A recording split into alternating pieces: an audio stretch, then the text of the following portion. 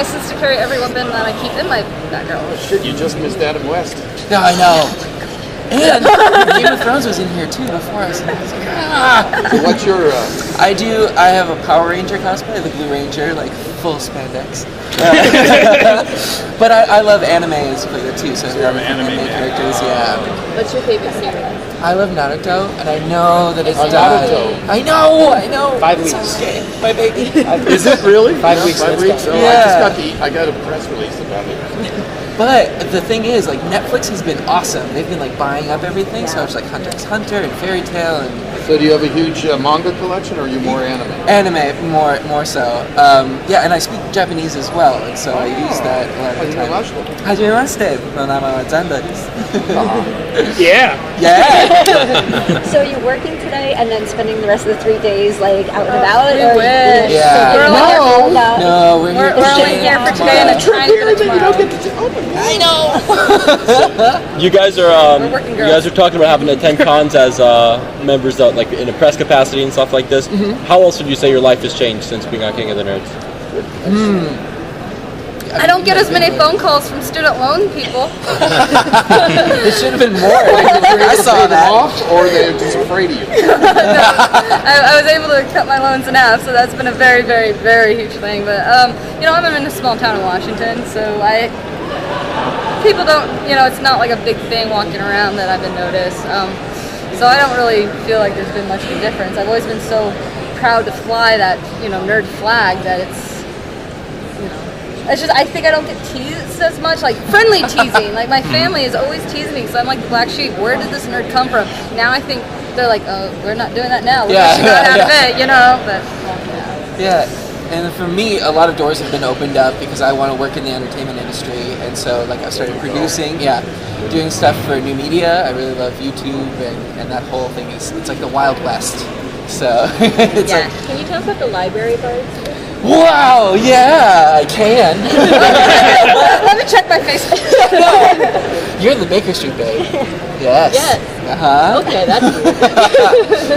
Yeah, the Library Bards is a project that I'm working on with Bonnie Gordon. She was on ABC's The Quest, and we're doing some music stuff together because we're both musicians, and we're going to be doing some parodies coming up of like, we're starting with like top 40 and turning it like nerdy versions of those songs. Interesting. Yeah, and we've got the music producer is Jake Kaufman, and he does video game music, and his stuff is stellar. So we're so excited, and we've got a couple of songs under our belt already, and we're going to make music videos and do the whole thing. You're kind of taking on Weird Al and his... Exactly, yeah. element, huh? Yep. Yeah, that could be like on YouTube or it's going to be like... Yep, it's going to be on YouTube. We're doing it multimedia, so we're going to be doing YouTube stuff, we're going to be doing exclusive stuff with Twitter, and it's going to be awesome. Did you see the... I'm sorry. No, I was just laughing. I was like laughing at him. Did you see the Morgan Spurlock film? I think there's somebody from Washington that did the costume that's documented in the Morgan Spurlock Comic-Con movie. You didn't see that? Oh, I didn't. I saw No, his from Washington. McDonald's one. The woman was from, I think, Seattle. Oh, the other side. Sorry, you're more of Spokane. I'm from Spokane. Oh, Spokane. Oh, well, now that we've clarified that. Yeah. I live next to Idaho. That really puts you in a weird turf. You know, Idaho is like even weirder than Spokane. Well, Spokane's a 15-minute bike ride from the Idaho border. So, are you guys going to make any guest appearances in the 3rd season? You'll have to tune in to find out for me, but he has... Yes, I am going to be the social media ambassador for season 3. So I was there during all the filming, and I did behind the scenes with the challenges, a lot like what Genevieve did last year. Genevieve is still a part of the challenge team, but she moved up, so she has more power. It's going to be even nerdier, but she didn't have the time to kind of juggle that. So I was like, I'll do it. But yeah, all the stuff that the nerds did, I did as well. And so you can see that on TBS.com every week. It'll be a preview of what went into the challenge and how it feels to get squirted with things. That's one hell of a quote. Yeah. Now that you've been around the show for a while, I guess this can go to both of you. What advice would you have for new contestants on the show? Be yourself. That is the most important thing. Just be yourself and be passionate. Yeah, and I always say, like, keep it in perspective, because you get so caught up in the game of it, and you want to be awesome, and you want to do awesome things, and it can really get to you, like, the pressure of it, and you just take a step back and be like, this is awesome! Yeah. Like, this house is amazing, these people are really cool, like, what a great opportunity. So, because you can get so caught up in the politics of it, of like, I need to manipulate this and that and da-da-da. I didn't do any of that. It No, worked you out for me. My favorite way of describing King of the Nerds is it was the best experience of my life, but also the most stressful thing I've ever done. Especially that Nerd Eliminator. Holy cow, that's some stress right there. Yeah, that final challenge. Yeah, I play hockey. I've presented in front of thousands of people at NASA and stuff like that. I've never been performance anxiety or anything, but I was nervous going into that. There is some nerves that, oh man, that was quite a moment. So what do you hope to do as a social media ambassador? Where do you, there's obvious things you do, but where do you want to do something completely different or sort of build on something? Yeah, I think my take on what the behind the scenes is a little bit different because I brought my own costumes and I brought my own makeup. And so I did like a themed costume and makeup thing for each challenge. And then on my personal YouTube channel, I do a lot of like the favorite moments of the episode. I did the recaps last year. This time I have a unique perspective on it as well, and I can teach you how things were done or what went on behind the scenes with it. What would each of you do differently now on the show, knowing what you know now? What would you do differently? I would not do Xander bombs. That was a bad move.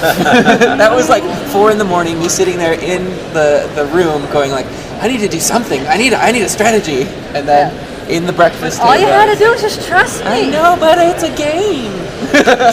Honey, you just had to trust me. So that was me. But otherwise, like I played a game that I'm really proud of. Yeah, I'd say the same thing. I went in without any preconceived strategy. I went in with zero expectation. I even had not seen season 1 yet. So I don't know if you guys know my backstory is that I was supposed to be on season 1. But then I turned them down because I got a job offer to work at NASA for the summer. So I'm like, show NASA, Bye, Curtis. I'm going over here. And so I came back. I was offered a chance to audition for season 2 and go through the process again, and I made it on to season 2. So I went in there literally just like, I've already worked at NASA. This is just good. This is for fun. This is an adventure. And I went in with no goals, nothing. And I wanted to win. My first goal was like, don't get kicked out the first episode. And then it was like, I want to make at least halfway now. And then it was like, oh, I gotta be the last girl standing. But other than stuff like that, I didn't have these manipulative. Interior motives. Yeah, there was none of that. It was like, I'm here to have fun and not embarrass myself. So you guys, are clearly now touting the nerd word very proudly. Did you self-identify yourselves as nerds before the show? Oh, yes. You weren't afraid to call yourself a nerd? Oh no, I was shoved in lockers in high school and junior high. Like I've always been in junior high.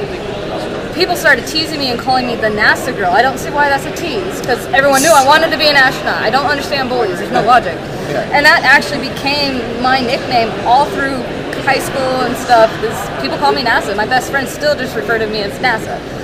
So I've always been gung-ho about, I'm a nerd, I like Star Trek, I'm going to Dragon Con, bye-bye, so for me it's no big deal. Yeah, and I'm along the same lines, especially coming from an LGBT perspective as well, kind of the bullying from both sides, and I just went, I don't care! But I was a bigger kid as well, and I lost the weight doing DDR. I lost about 100 pounds, but I was always into the Japanese, the anime, the manga, the theater, all of that kind of stuff. So we would role play all the time and LARPing and things like that. So it was well known that I was a nerd. I think the change has come not from how we associate as being nerds, but how we now have a platform in which we can go back to the bullied high schoolers and junior hires to be like, no. So he goes and beats them up. He turns around and they're now the bully. Martial arts, and you kick some guys. I was about to try to say a meaningful moment. Something mean Japanese to him or something. Well, and we have the platform now to say, it gets better. Stick with it. Yes. It's cool. Be proud of who you are. Don't change who you are just because society's telling you not. It's cool because it's getting cooler, and it worked out for us. Like what you said, your family too can be a tough. They don't get it, Yeah, it's like, why do you like Star Trek? It's cool. Have you been to Japan? Yes. Yeah, I lived there my junior year of college. I was just curious, do you think the internet and social media is also helping nerds unite and find a platform to be together? Embrace it? Yep, and it's a globalization thing too, because you can connect with nerds in the UK or in Japan or anywhere in the world, you know, and it's at your fingertips. And I think especially for a show like this, we live on the computer. Like, we are on TBS, but like a lot of it is like second screen and interacting with people. And you know, we all do our Twitter accounts. I know some of you guys follow us. I try to be as interactive as possible, and you know, we do all of that. Yeah, I mean, for sure. Yeah. Where do we go from here now? Like, you Season won. 3. No, but besides those two great things, where do we go from here now? Where do we go? Like, what's the next step in your crusade for nerddom? You guys directly. Like, I know you're doing the music thing and you're NASA, but where do we go from here? Like, what's the end goal? Yeah. Do we have one? No. Well, okay. So for me, when we didn't know if we were going to have season 3, I started something called the Nerd Army on Twitter. Okay. And it was kind of like a letter writing campaign to TBS to be like, you got to sponsor the show again. And that has led to me creating a website called the Knights of Nerdvana. And it's an online community. It's still building and stuff, but forums, chat rooms, podcasts, blogs, everything that just whatever encompasses the nerd community. And I also have a section called the Squires of Nerdvana, which is the section that's dedicated to those 18 and under nerds who need to hear from us older nerds, like, hey, we get you. Us older nerds, right? You know what a locker Back in my day. you know. Well, I was a nerd. Hey, I got the real seniority here. One of the things I'm doing is Gandalf, and then you. one of the things I'm doing is I'm selecting nerds, or we're selecting a nerd every month to be the Squire of the Month, and they get a certificate that's signed by Mr. Curtis Armstrong and myself, and they get a gift certificate to thinkgeek.com, and that's all coming out of just my own pocket and stuff from the winnings. This And is these my kids way. do cool things. Oh my gosh, these kids are impressive, and you know, they get spotlighted onto the website and stuff, and so that's Very cool. personally what I'm trying to do to promote the nerd culture, the kingdom, whatever we want to call it. Yeah. And also my All way of of, nerddom. all of right? my way of trying to give back to TBS, because I gained so much personally from the experience. Not just the fact that I walked away with the money, but the experience in general was so That was cool. amazing. And you have to admit, you learn things about yourself and how to Absolutely. deal with people. Yeah, and like it's putting value into your own like skill sets. Yeah. I think, because coming into it, we had talked a bit before about like you've got rocket scientists and engineers, and I was like, I'm a drama nerd and I play video games and tabletop games, but I could paint and I could put on a show, and I'm like, I ended up being a valuable member of the team. When going into it, I was like, I'm screwed. Like, I don't know what I'm gonna do. Xander and I are polar opposites in almost everything.